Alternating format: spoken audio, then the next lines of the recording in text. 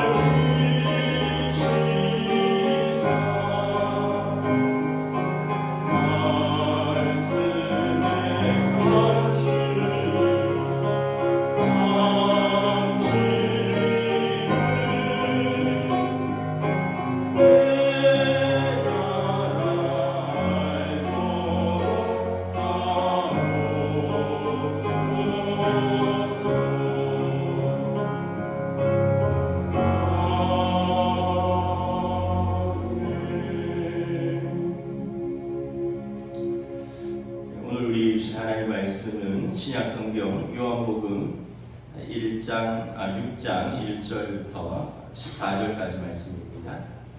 신약성경 요한복음 6장 1절부터 14절입니다. 신약성경 151페이지입니다. 요한복음 6장 1절부터 14절까지 말씀. 저와 여러분들이 한 절씩 교도하겠습니다.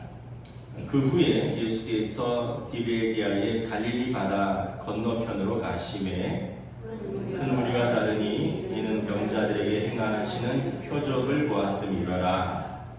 예수께서 산에 오르사 제자들과 함께 거기 앉으시니 마침 유대인의 명절인 유월절이 가까운지라. 예수께서 눈을 들어 큰 무리가 자기에게로 오는 것을 보시고 빌립에게 이르시되 우리가 어디서 떡을 사서 이 사람들을 먹이겠느냐 하시니 이렇게 말씀하심은 신이 어떻게 하실지를 아시고 빌립을 시험하고자 하심이라. 빌립이 대답하되 각 사람으로 조금씩 받게 할지라도 200데나리온의 떡이 부족하리이다. 제자 중 하나 곧 시몬 베드로의 형제 안드레가 예수께 여짜오되 여기 한 아이가 있어 보리떡 5개와 물고기 2마리를 가지고 있나이다.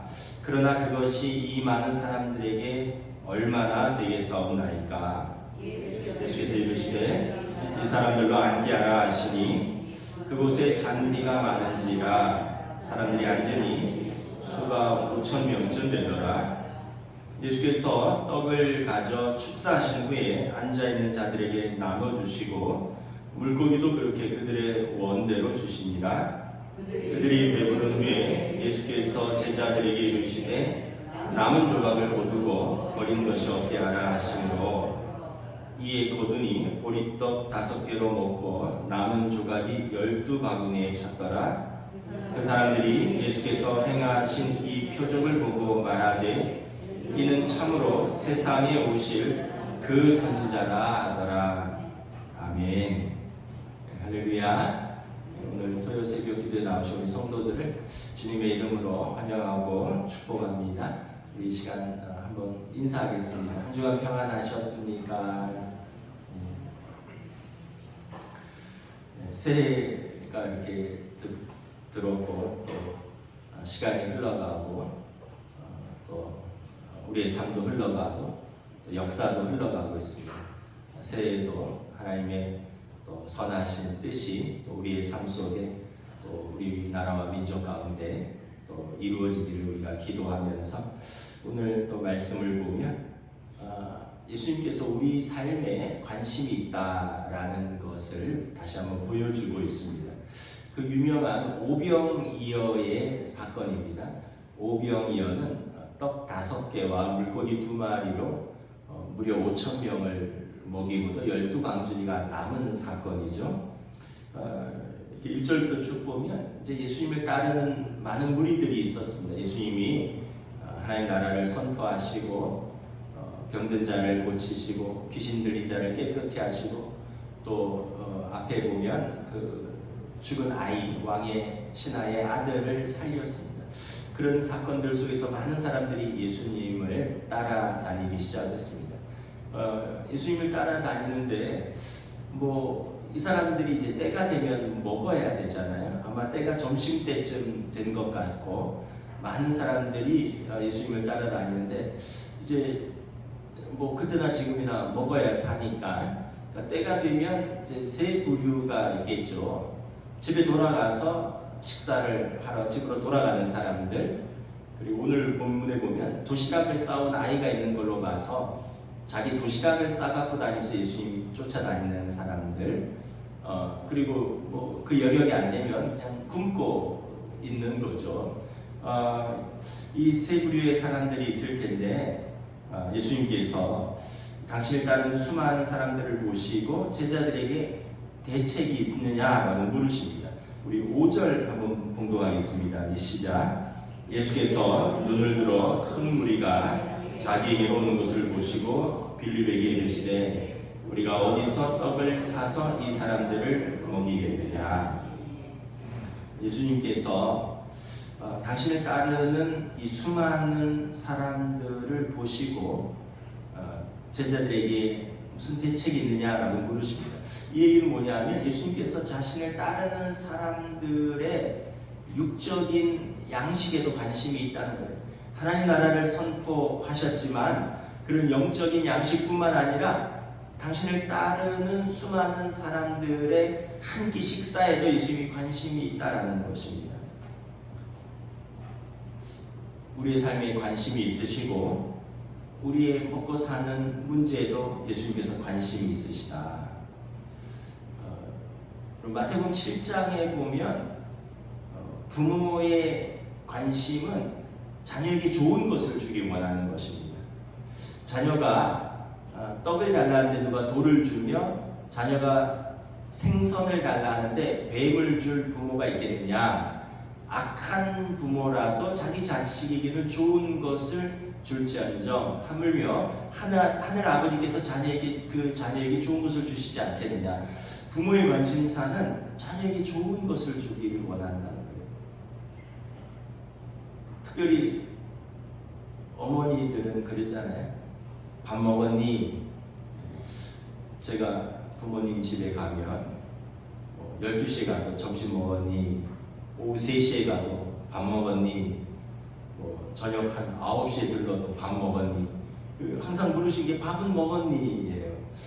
아마 그 세대가 밥을 잘 못 드신 세대라서 밥 먹는 게 가장 중요한 문제였고, 그래서 당신 자식이 밥 먹었는 거를 물어보는 게 아마 엄마의 가장 큰 그 사명이 아닌가. 그래서 자녀들이 제가 몇 시에 가든지 항상 질문은 동일합니다. 밥 먹었니? 그래서 안 먹었다 그러면 차려주시고, 제가 이 시간이 몇 시인데 아직 안 먹겠어요? 그러면 그냥 넘어가는 거예요. 근데 보니까 저희 집사람도 우리 아이들이 뭐 밤늦게 들어오거나 이러면 저녁 먹었는지 꼭 물어보더라고요. 그러니까 이게 부모의 마음인 거죠. 여러분, 하나님 아버지께서도 육신의 부모도 자녀들이 밥 먹었는지 관심이 있다라는 거예요. 예전에 또 그런 말씀들 많이 하셨잖아요. 아이들 공부하라고 격려하면서 너 나중에 이렇게 해서 뭐 먹고 살래?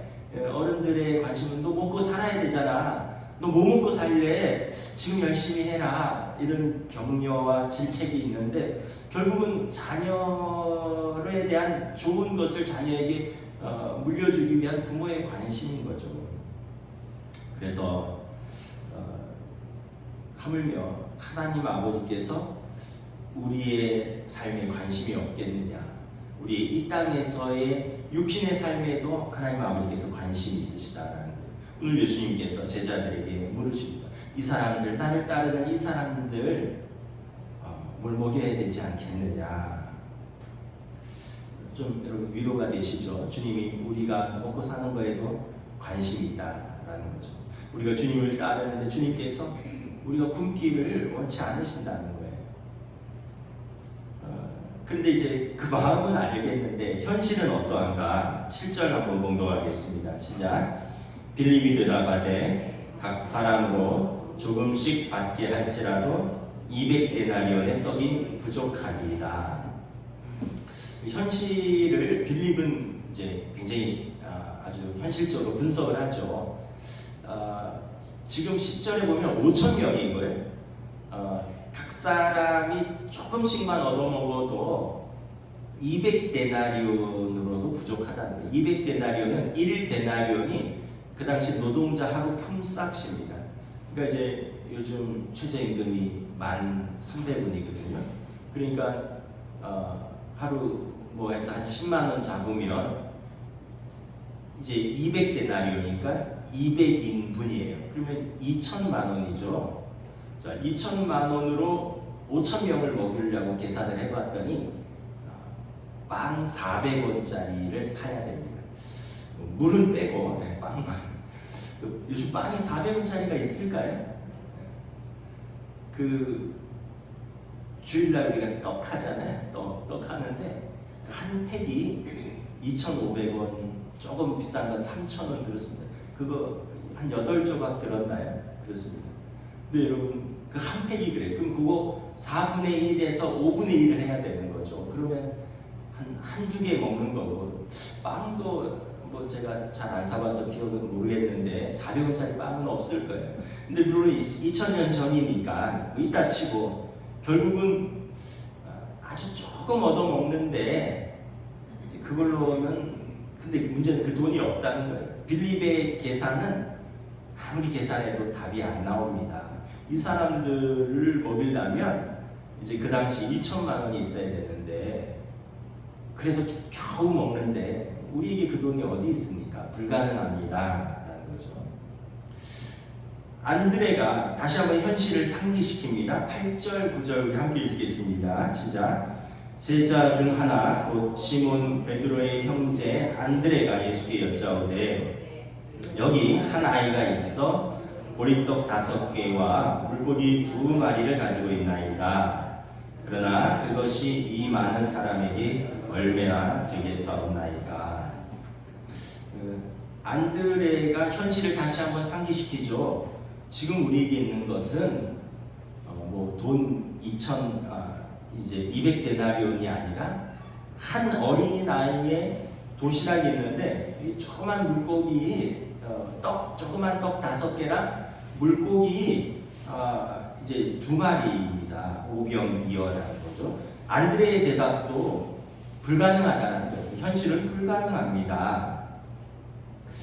여러분 우리 삶에서 아무리 계산을 해도 답이 안 나올 때가 있어요. 빌립처럼 계산하고 또 계산해도 답이 안 나와요. 안드레처럼 현실을 바라보면 이거 턱도 없는 불가능한 현실이 있을 때가 있죠. 그래서 여러분 그래서 예수님이 필요한 거죠. 불가능한 현실 속에서 우리 계산으로 답이 안 나올 때, 우리가 해결할 수 없을 때, 그때 그래도 우리가 죽을 수는 없잖아요. 그 몸부림이 기도고 그것이 우리가 하나님을 찾는 이유이기도 하죠. 자, 이제 기적이 일어납니다. 우리 10절부터 14절 우리 교독하겠습니다. 예수께서 이르시되 이 사람들로 앉게 하라 하시니 그곳에 잔디가 많은지라 사람들이 앉으니 수가 5,000명쯤 되더라. 예수께서 떡을 가져 축사하신 후에 앉아있는 자들에게 나눠주시고 물고기도 그렇게 그들의 원대로 주시니라. 그들이 배부른 후에 예수께서 제자들에게 이르시되 남은 조각을 거두고 버리는 것이 없게 하라 하시므로 이에 거두니 보리떡 5개로 먹고 남은 조각이 12바구니에 찼더라. 함께 읽습니다. 그 사람들이 예수께서 행하신 이 표적을 보고 말하되 이는 참으로 세상에 오실 그 선지자라 하더라. 기적은 언제 일어나냐면 이 작은 도시락이 예수님의 손에 들릴 때 일어납니다. 예수님의 손에 드시고 예수님이 축사하셨대요. 축사하셨다는 것은 이렇게 들어서 하나님께 보이고 축복하며 기도하는 것입니다. 이 작은 도시락을 들어서 하나님께 들어서 이제 축복하고 기도하신 후에 나눠줘라 이러는 거예요. 근데 이게 어떻게 설명할 수 없는 일인데 5,000명이 조금씩이 아니라 11절에 보면 배불리 먹도록 원하는 대로 주라는 거예요. 양이 많은 사람 있잖아요. 어떤 사람은 한 그릇이면 충분한데 어떤 사람은 2그릇, 3그릇 먹어야지 배가 차는 사람들이 있잖아요. 그래서 이게 인색하게 조금씩 먹은 게 아니라 다 배불리 먹고 원대로 주고 그리고도 무려 12광주리가 남았다는 거죠. 그랬더니 14절에 사람들이 고백합니다. 이는 참으로 세상에 오실 그 선지자라. 그 선지자는 신명기에 보면 모세가 이제 죽기 전에 백성들에게 고별 설교를 하면서 이후에 나와 같은 선지자가 일어날 것이니 그가 내가 광야에서 이 약속의 땅으로 이끌었듯이 그가 너희들을 이끌리라.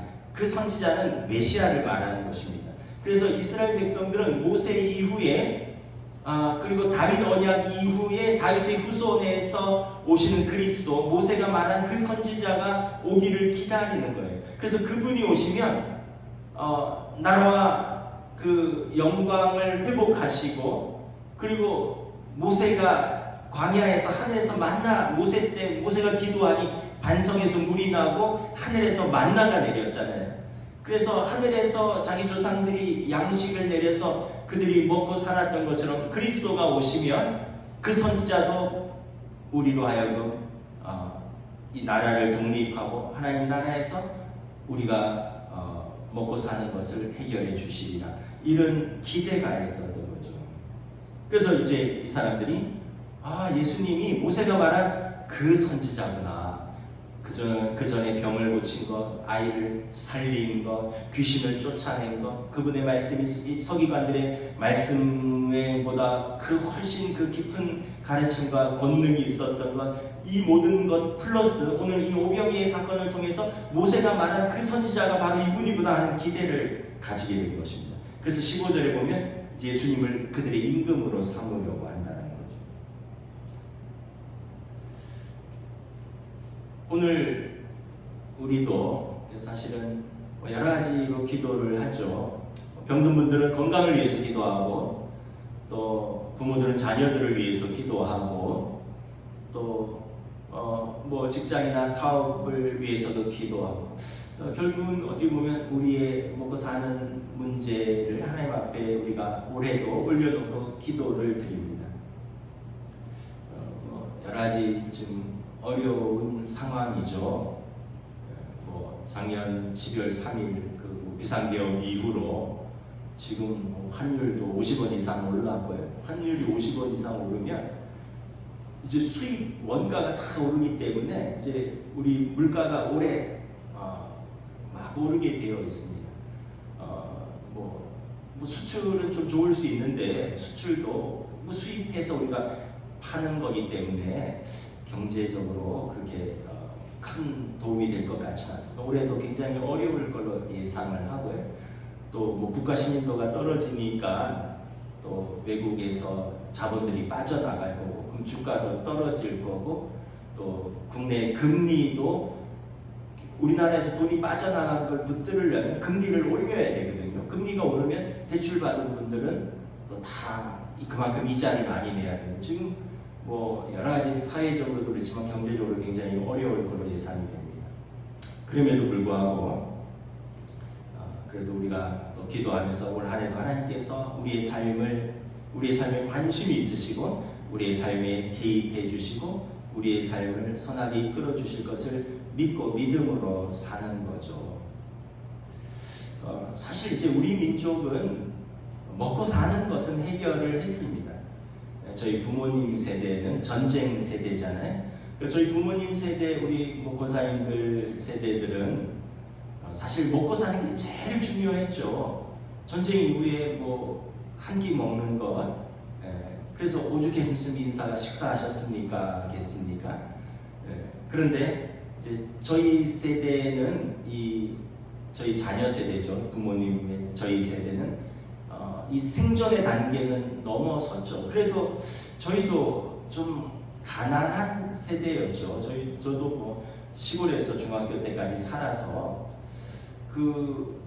지금도 기억이 나는데 짜장면을 1년에 한 서너 차례 먹었던 것 같아요. 식구들 생일 때만 짜장면을 먹었습니다. 그래서 우리 5식구인데 생일이 언제 돌아오나? 그래서 생일 돌아오면 짜장면을 먹는 거예요. 그래서 참 그런 생각도 나고, 근데 그 짜장면이 제 기억에 200원이었거든요. 200원 짜장면을 먹으려면 1,000원이 있어야 되는데 그 1,000원을 1년에 행사처럼 먹었다는 것을 제가 지금도 기억이 나는 거죠.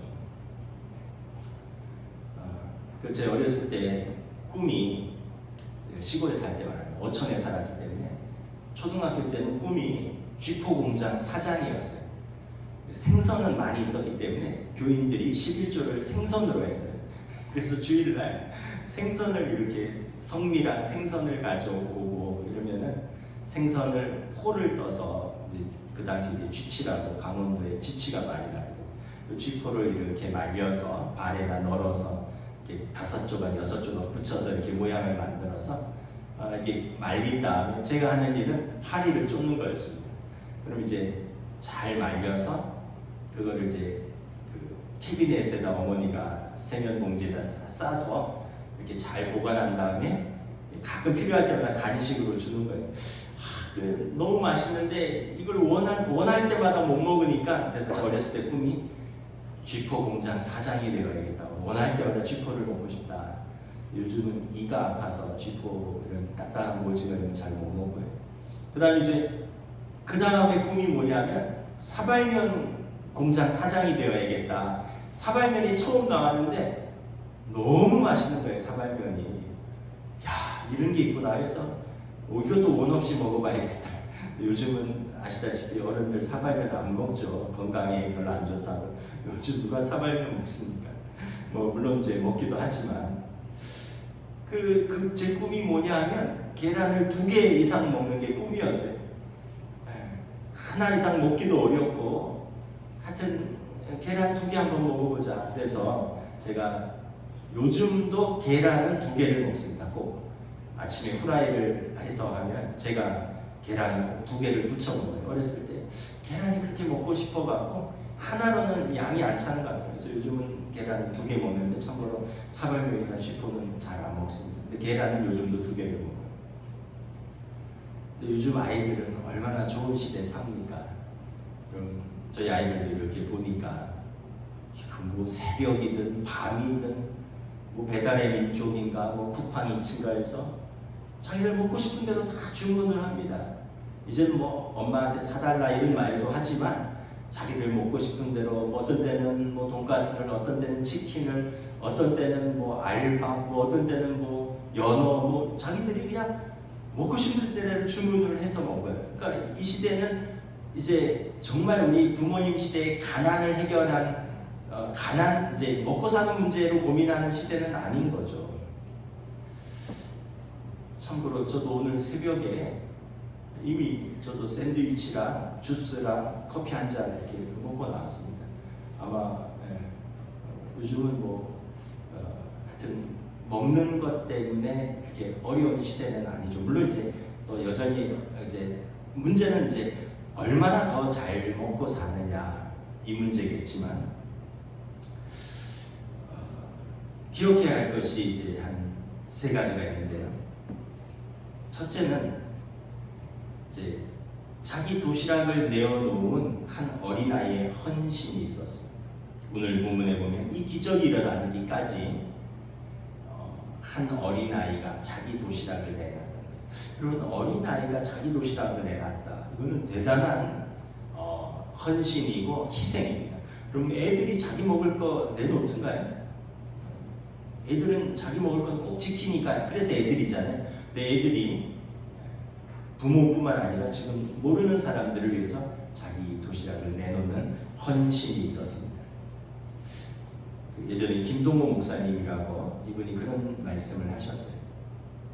성공해서 5,000명분을 혼자 먹는 사람이 되지 말고 성공해서 5,000명을 섬기고 먹일 수 있는 사람이 되라.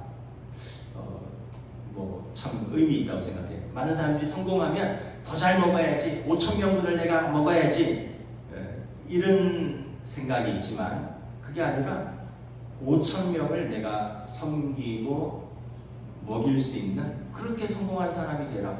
이게 여러분 더 큰 은혜죠.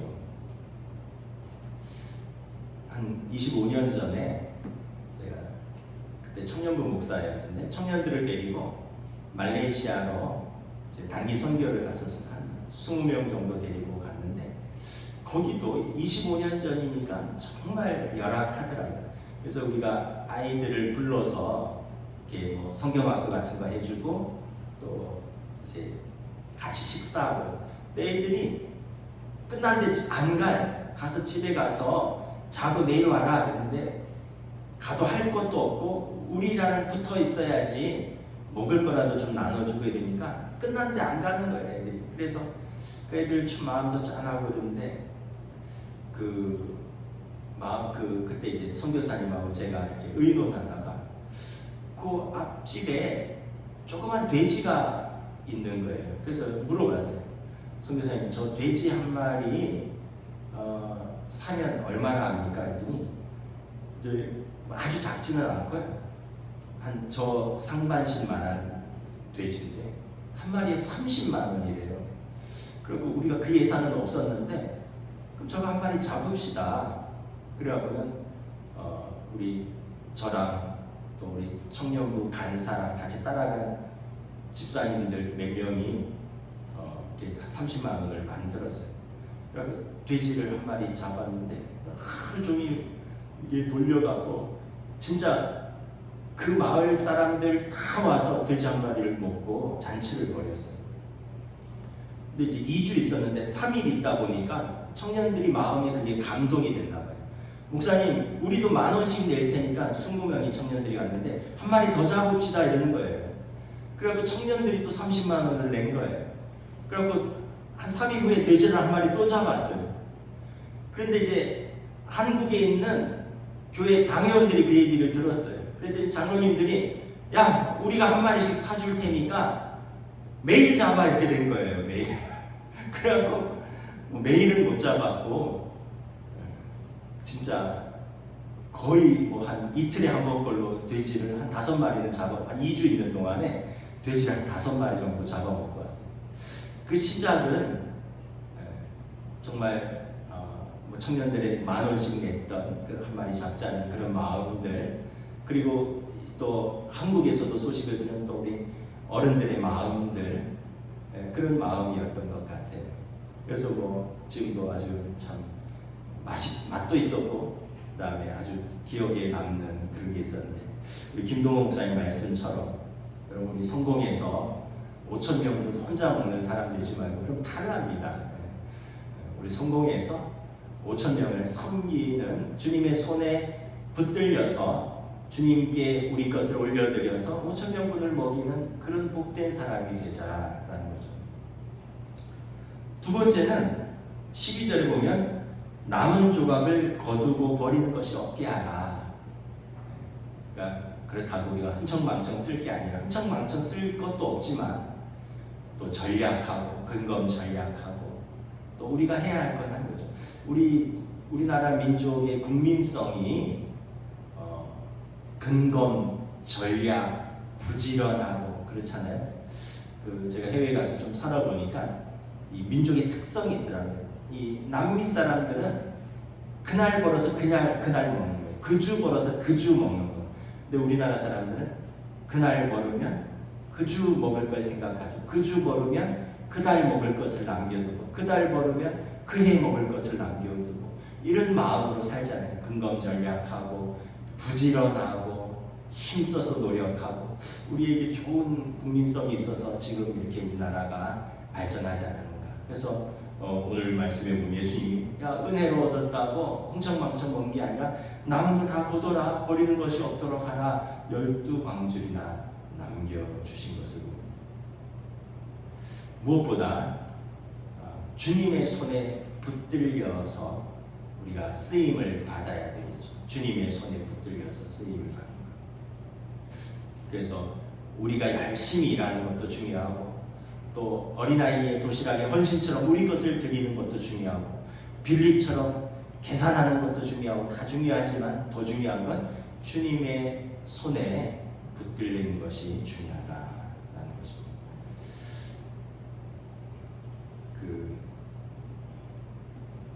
이렇게 설교 중에 뒤에 윌 요구르트가 꽉 깔렸네요. 우리 새벽에 나오는 또 우리 권사님께서 그래서 이 본문하고 관계가 있는지 모르겠는데 요구르트를 지금 다 하나씩 가져갈 때 가져가서 드시라고. 우리의 작은 섬김, 또 헌신, 수고 하나도 버릴 것이 없다. 하나님의 손에 붙들리면 이것으로 우리가 은혜가 되고 함께 또 은혜를 나누고, 무엇보다 예수님께서 우리의 삶에 관심이 있으시고 우리의 삶에 친히 개입하시고 주님께서 축복하시는 이 복된 또 한 해가 될 수 있기를 우리 주님의 이름으로 축복합니다. 기도하겠습니다. 하나님 은혜를 감사합니다. 오늘 오병이어의 사건을 통해서 우리가 참 주님께서 당신을 따르는 무리들의 삶에 관심이 있으시다라는 것을 다시 한번 깨닫습니다. 하나님 나라를 선포하시고 모든 병든 자를 고치시고 연약한 자를 강건케 하시는 주님이시지만 그들의 배고픔 한 끼 식사에도 관심을 가지시는 좋으신 우리 주님의 모습을 살펴봅니다. 그리고 또한 현실적인 어려움에도 불구하고 제자들은 불가능하다 하지만 이것이 예수님의 손에 들렸을 때 작은 어린아이의 헌신과 그 작은 도시락으로 5천 명이 먹고도 12강주리가 남은 놀라운 기적이 일어났던 것처럼 우리가 참으로 우리 민족을 향한 하나님의 축복이 있었고, 그래서 우리 민족이 배고픔을 면하였고, 그러나 이제는 이것으로 더 잘 살고 더 잘 먹는 것의 문제가 아니라 우리가 이를 통하여 어떻게 함께 더 잘 함께 먹고 더 잘 살아가고 하나님 나라를 이루어가는데 우리의 작은 것들이 또 드려지고 또 나누어지는, 그리고 주님의 손에 붙들려서 이것이 복된 우리의 삶이 될 수 있도록 하나님 친히 간섭하여 주시고 축복하여 주시옵소서. 2025년 새해를 맞이하였습니다. 여러 가지 현실적으로는 좀 답답하고 혼란스럽고 마음이 무거운 것이 현실입니다. 그럼에도 불구하고 그래서 이스라엘 백성이 그리스도를 기다렸던 것처럼 답답하고 또 어지러운 현실 속에서 우리가 예수님을 바라보게 하시고 또 예수님의 손에 들리게 하시고 그리고 예수님의 축복과 복된 삶으로 한 해를 이끌어 주시고 인도하여 주시고 축복하여 주시옵소서. 감사를 드리오며 우리 주 예수 그리스도의 이름으로 기도드리옵나이다. 아멘. 하늘에 계신 우리 아버지, 아버지의 이름을 거룩하게 하시며 아버지의 나라가 오게 하시며 아버지의 뜻이 하늘에서와 같이 땅에서도 이루어지게 하소서. 오늘 우리에게 일용할 양식을 주시고 우리가 우리에게 잘못한 사람을 용서하여 준 것 같이 우리 죄를 용서하여 주시고 우리를 시험에 빠지지 않게 하시고 악에서 구하소서. 나라와 권능과 영광이 영원히 아버지의 것입니다. 아멘.